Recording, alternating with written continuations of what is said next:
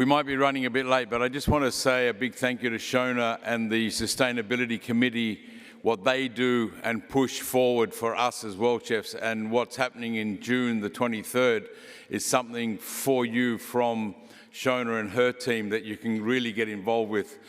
We'll see a lot of reports and discussions from other committees, but a big round of applause for Shona and the Sustainability team. Thank you.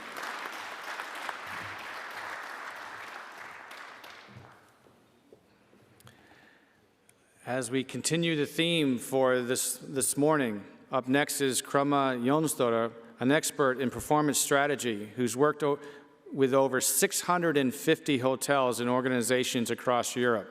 She brings a rare understanding of how culture and well-being affect performance. Today, Krumma will introduce us the heroic paradox, showing us how to thrive under pressure without sacrificing well-being, something I'll be paying close attention to. Enjoy. Thank you. Yeah. Oh yeah, it's better. Better like this.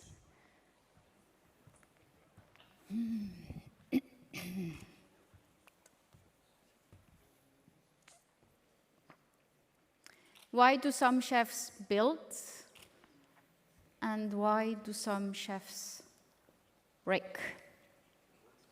Careers, teams, lives. That's a question that I would like us to spend some time with. But before that, I need to tell you something important. I don't have the jacket. I'm not one of you. I have never had the responsibility of 700 cover service. I have never been a pastry chef in a Michelin restaurant.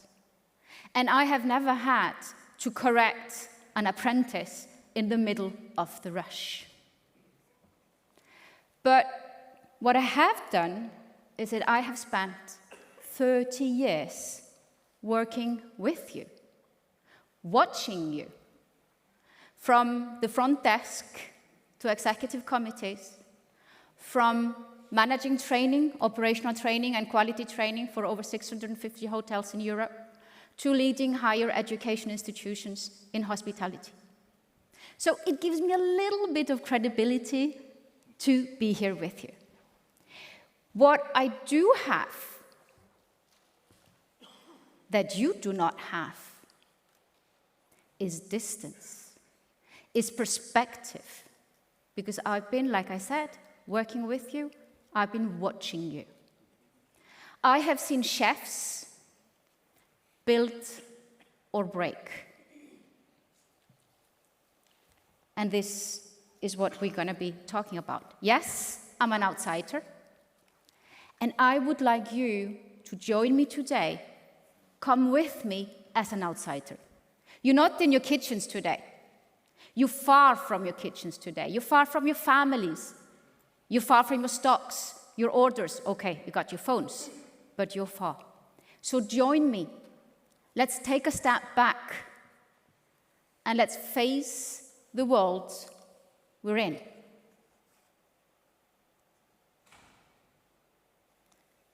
This is not me inventing anything. Does anyone know where I got this figure from? It's on the screen, yeah. These are your figures. This is from World Chefs Association. 40% of turnover in our industry is linked to mental health. Some of this turnover, people don't come back. It's not only going from one restaurant to another, from one hotel to another, they're leaving the industry, we're losing talents. And some of this turnover is because of the chef, because of the manager, because of the leadership.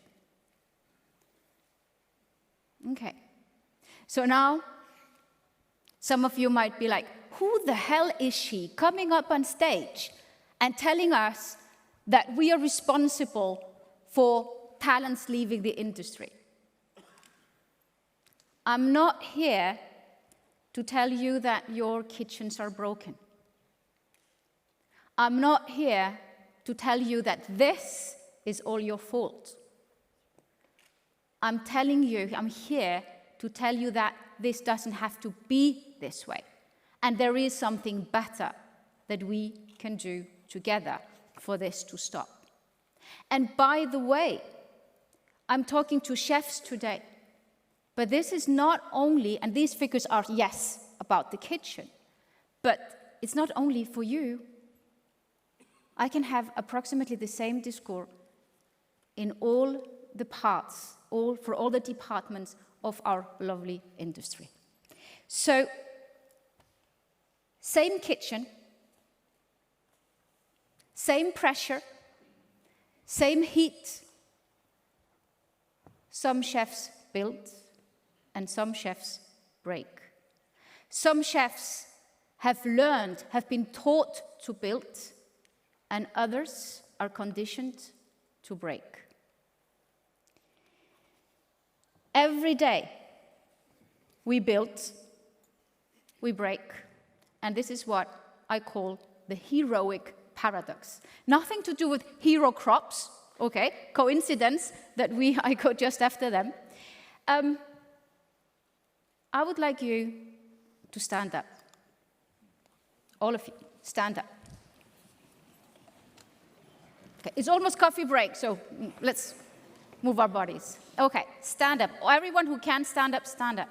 Okay, if you have not had any service, any shift of more than 10 hours recently, you can sit down. Okay? Those who sat down, it's maybe because you were on vacation. Okay, so those who are still up.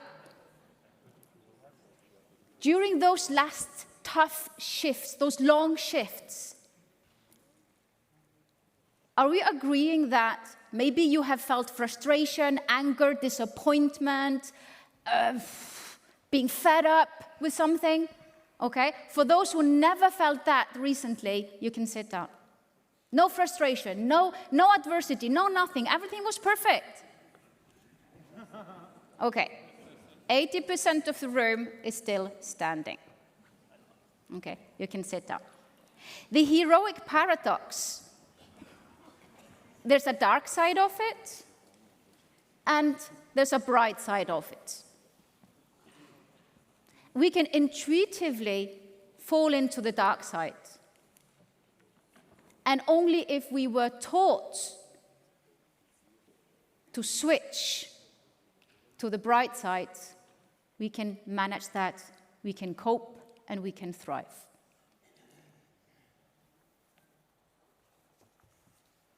I would like to talk to you about an experiment. Old one, 1960. Seligman, a renowned psychologist, was studying pressure and chronic stress. And he found out something very, very disturbing. People who were under chronic stress, with no way out, no escape, they gave up. And you can tell me, yeah, we know that. What is more disturbing is that when the door was open, escape was possible, they still stayed down. They didn't move. What he called this is learned helplessness. You can learn to become helpless. Well, the good thing is that what he also found out is that if helplessness can be learned, hope can be learned too. What we're saying here is that hope, efficacy, resilience, optimism, impact, and courage are not characters. These are behaviors that we can learn, and we need to be taught. And you see, this is not my opinion. This is actually the foundation of modern psychology. Just like a musician, I have composed the heroic paradox. I have created the heroic paradox. These specialists, these experts, have given me the keys, just like in music. I didn't invent anything, but what I would like us to start to do is to dance with this music, with this heroic paradox. Can we just accept that our job is tough, that the rush is exhausting? Can we just accept it and then learn to thrive through it? Raise your hand if after a very, very tough service, you often feel satisfaction. I made it. We did it as a team. Raise your hand. Always. And this is why we're there. This is why we're doing it. This is why we come back the day after. And that is also something that we learn. Yesterday morning, we had an amazing keynote from Eric Lanlard. He said, talent is nothing without guidance. And yes, he gave me the authorization to quote him. Okay? I totally agree with that. What I would like to add is this. So yes, talent is nothing without guidance. Guidance is nothing without essential skills education. And let me stop here. And let me take a sidestep. Let's talk about sex. I got people on the phone like, Okay, where am I? Chef's Congress? Okay, who got children here? Okay, they can be grown up, they can be young. Okay, everyone who has children, move a little bit forward on your chairs because I will need your reaction here. Okay, move a little bit on your chairs, open your hips, be like ready to react. So I'm going to give you a scenario here. You're at home, it happens. Dinner time happens too. Chefs are sometimes home at dinner time with family, and your 10-year-old daughter comes in. Okay, and I'm looking at your reactions. And she comes in, sits down at the table, you start to chat, and she says, Mom, Dad, tomorrow at school, we can have sexual training. And you're like, no. You're not going to school tomorrow. Sexual training? No way. You freak out. What the hell is the school doing here? Okay. Different scenario.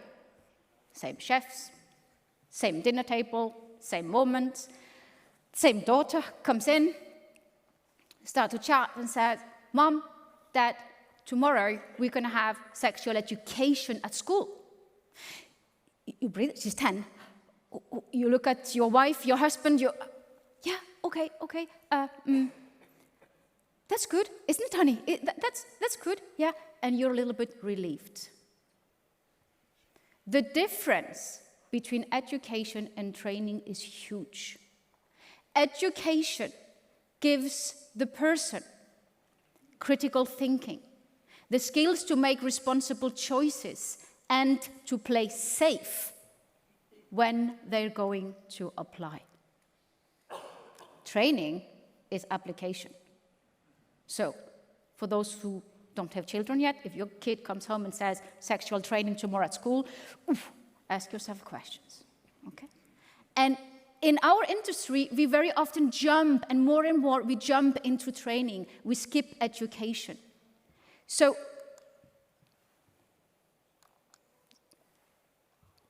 we need to think about that. And actually, what I wanted to say, my point here with this sidestep, is that you were taught, and I'm really confident, and there are examples here this morning. German talked about knife skills, okay? I'm confident that you are teaching, educating your people on the technical skills. And you were taught to run a service, but you were never taught to run yourself. your body, your mind. You have competencies, technical competencies, but when in the rush, where are the capacities to have access to these competencies?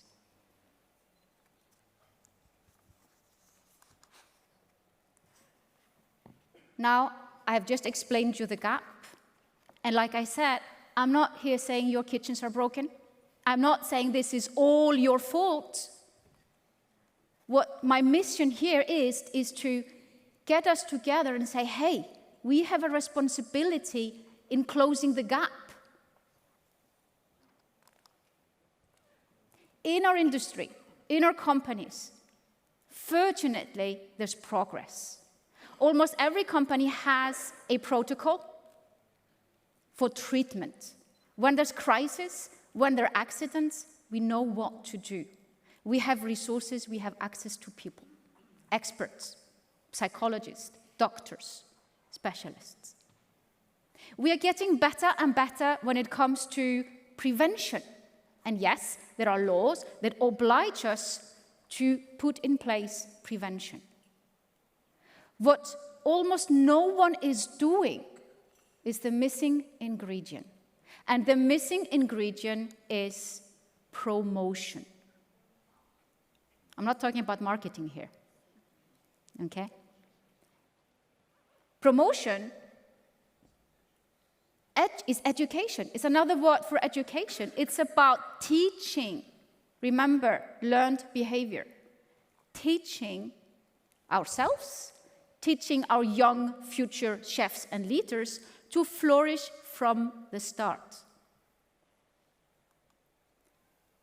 You have for sure heard about psychosocial risks. Who has never heard about psychosocial risks? Okay. Now raise your hands if you have heard about psychosocial competencies education. I have 1, 2, 3, 4 hands. Okay. So why are we always just managing when something bad happens? Oh, a little bit of prevention. Why don't we look at the beginning and create the conditions to be okay? So the psychosocial competencies, again, I'm not inventing. This is 1993 World Health Organization putting in paper out there the 21 essential skills that we need to thrive. 3 families: cognitive, emotional, and social. You might have heard quite a lot about the emotional and social, but less the cognitive. And here again, I come with a missing ingredient. Because you can have emotional skills, social skills, but if you don't have the self-awareness, the critical thinking, I'm going to give you all of them here, the emotional and social competencies, you're not going to be able to access them when you need them the most. Okay, this is not my shopping list, but this is my mission, this is my fight. My fight is to get this into every single learning and development plan in our industry, into every single education program in our industry. We need this. And please take a picture. You can cut me out afterwards. You're going to want this. And I'm going to make it simple for you. And I can go back. I can go away.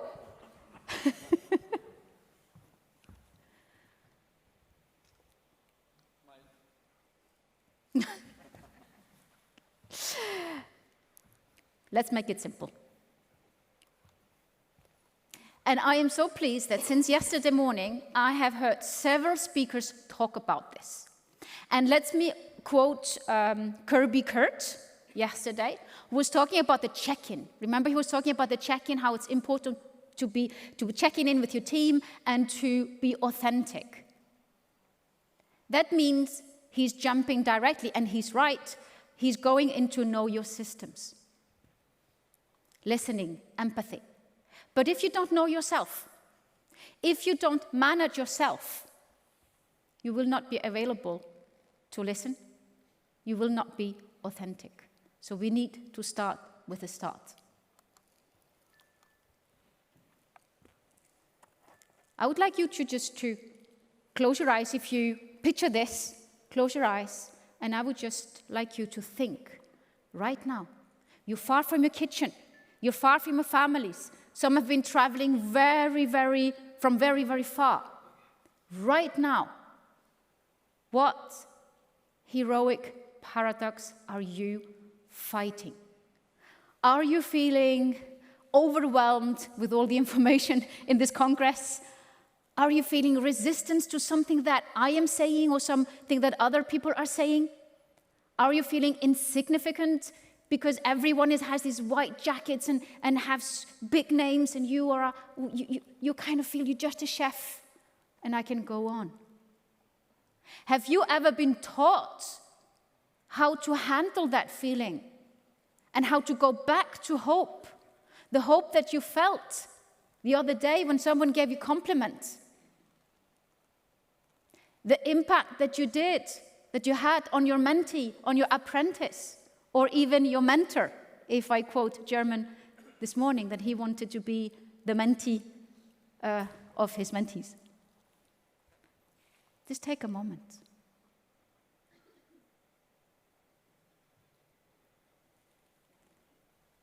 Some of you might really have the capacity of your competencies, and you really just visualize how to move from helplessness to hope and so on. But some of you might be struggling because you were never taught how to do this.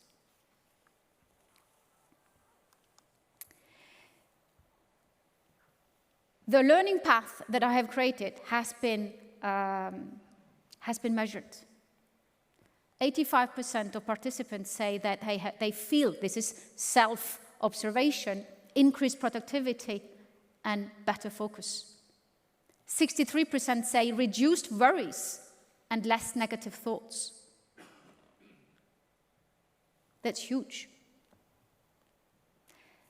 In 1977 already, Michael Fordyce said, measuring my happiness improves my happiness.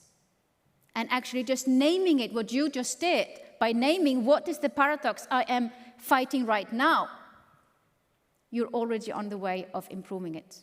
That is information, that is education. Today what I'm doing here is information and education. So success, to close down this, success does not require sacrifice. And there might be people in the audience like, Krumma, that's not true. Success requires tremendous amount of effort. And the frontier between effort and sacrifice is extremely thin. And we need to teach ourselves, train these young people to know the frontier between effort and sacrifice, because we should not go on to sacrifice. And I need you to do this, because builders. The research on the psychosocial competencies say that the impact is on 3 generations. If we take care of ourselves, we are going to have different relationships, and these people are going to be impacted in turn. So I need you. So the big QR code is going to bring you to a LinkedIn post, a little bit of visibility here, and I would like you to like it, to share it, to tag your sous chef, for us to say, we're going to go build, we're going to go educate, we're going to go promote the essential skills to thrive. Because it's possible, and we can learn how to thrive, and we can learn how to perform. Thank you.